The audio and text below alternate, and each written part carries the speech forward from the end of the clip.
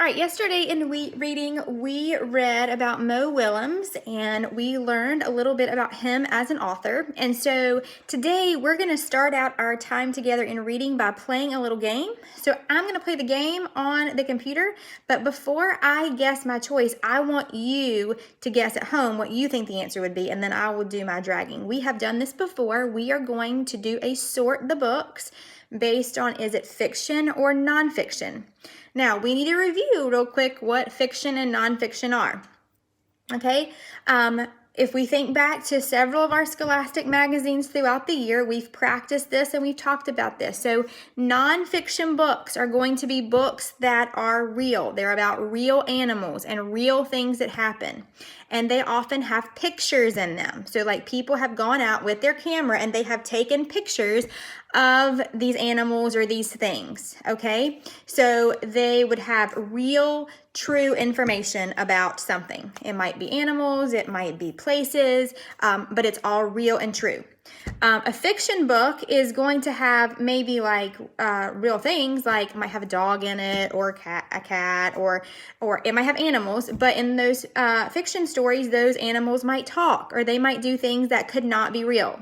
In a fiction book, you often have drawings or like pictures that people have drawn, okay? Not like photographs. So those are a few of the big differences that we've talked about so far this year with fiction and nonfiction. So we're gonna play a sort game. So I'm gonna flip this around. And we've done this before on Scholastic. So I'm going to press start and we're gonna see the books and then sort the books. I want you to help me guess. Sort each book. Is it fiction or nonfiction? All right, so we have Don't Let Pigeon Drive the Bus. Is that going to be fiction or nonfiction? I'm going to say fiction because pigeons can't drive buses and it looked like a drawing on that picture. And here I have a real picture, like somebody has gone out and taken a photograph of a bird, so I think that is nonfiction. Did you get those right? Good job, boys and girls. All right, here's the next one. We have a book called Ducklings. Do you think it goes fiction or nonfiction? You would be right. Ducklings goes in, I can't move with one hand, in nonfiction.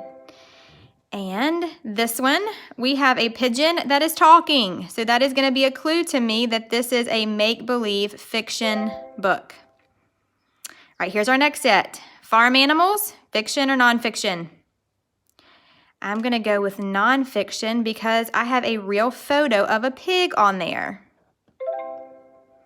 And then I really like Slop. This has a drawing of a pig, so I'm going to guess that it is a make-believe story. All right, let's see. A big guy took my ball.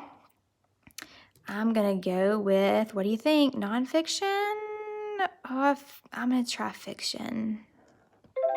I was right because it had a drawing. And then we have a book of elephants. Here's like a photograph of an elephant. So I'm going to take that to nonfiction. We must have done a good job. You guys are so good at fiction and nonfiction. Look at that elephant and piggy doing a little dance. I bet you guys can dance better than that. I know you can because I've seen you. All right, so that was just a quick little game we're going to play. So now I'm going to show you what you need to do today for your work. Okay, so in your packet, let me get up here, that you picked up at school last week, you have some worksheets in it for Scholastic. Today, I want you to complete this sheet on the reading checkpoint called Mo Doesn't Give Up. I want you to use the article if you need to. So if you need to go back and look in the Scholastic magazine to help you do that, okay? So you're going to answer number 1 by filling in the bubble. And then number 2, you're going to write the answer on the line. So the question says, what is one way Mo took his time to create his characters? If you don't remember or you're not sure, go back and look. And try to write that in a complete sentence. Maybe write it something like this. One way Mo took his time to create his characters was, and then fill in the blank. That would be a great complete sentence. Make sure you start with a capital letter and end with a period. All right, number 3, it's either going to be true or false. Mo never uses his eraser to fix mistakes. You're going to bubble in true or false. And number 4, Mo has characters named Elephant and Piggy. Can you make up an animal character, draw it here, and write its name? So in this box, you're going to draw your character that you've created, and I want you to give your character a name. Okay, this is your work that is due to me today. So we have learned a little bit today about fiction and nonfiction as a review, and I am just going to have you complete this to see how well you remember or can look back to find answers about your reading. And you have 2 other sheets that are with this Scholastic News story. Do not do those today. We may or may not do them or one of them tomorrow. So wait for directions before you work ahead. Okay, boys and girls? All right, I can't wait to see what you can remember about Mo Willems.